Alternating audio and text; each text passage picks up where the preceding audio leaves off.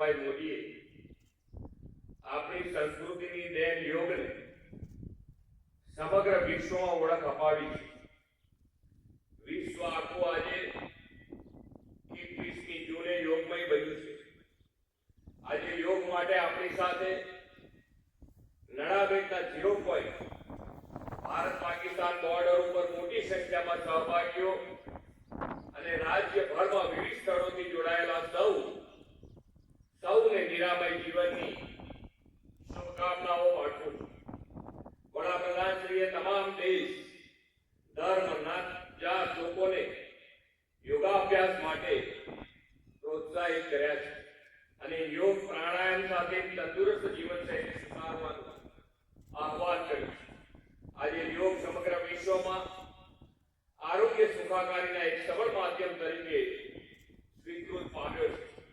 આ વર્ષના આંતરરાષ્ટ્રીય યોગ દિવસની ઉજવણીની થીમ સ્વયં અને સમાજ માટે યોગ રાખવામાં આવી છે.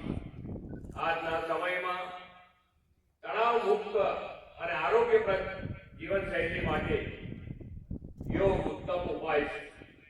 યોગ પ્રાચીન ભારતના ઋષિ મુનિઓએ વિશ્વને આપેલી અમૂલ્ય ભેટ છે. આશરે 5000 વર્ષ પહેલા પતંજલિ ઋષિએ યોગ શાસ્ત્રનું સર્જન કર્યું. ત્યારથી યોગની પરંપરા ભારતીય સંસ્કૃતિની એક અમૂલ્ય વિરાસત રહી છે. આપણા પ્રાચીન ગ્રંથો, વેદો, ઉપનિષદો, પુરાણો અને શ્રીમદ ભાગવત ગીતામાં પણ યોગનું વર્ણન છે. યોગ કર્મશુ કૌશલ્ય, કુશળતાથી કર્મો કરવા એ પણ એક યોગ છે. યોગને વિશ્વના ખૂણે ખૂણે પહોંચાડવાનું ભગીરથ કાર્ય આદરણીય વડાપ્રધાને પાર પાડ્યું છે. તેઓએ આખી દુનિયાને યોગનું યોગ્ય મહત્વ સમજાવ્યું છે.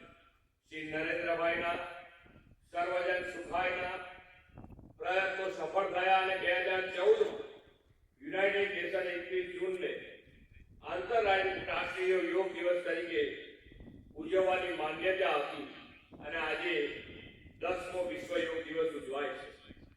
યોગ આપણા આરોગ્ય અને સ્વાસ્થ્યની સુખાકારી માટે સર્વગ્રાહી અભિગમ છે.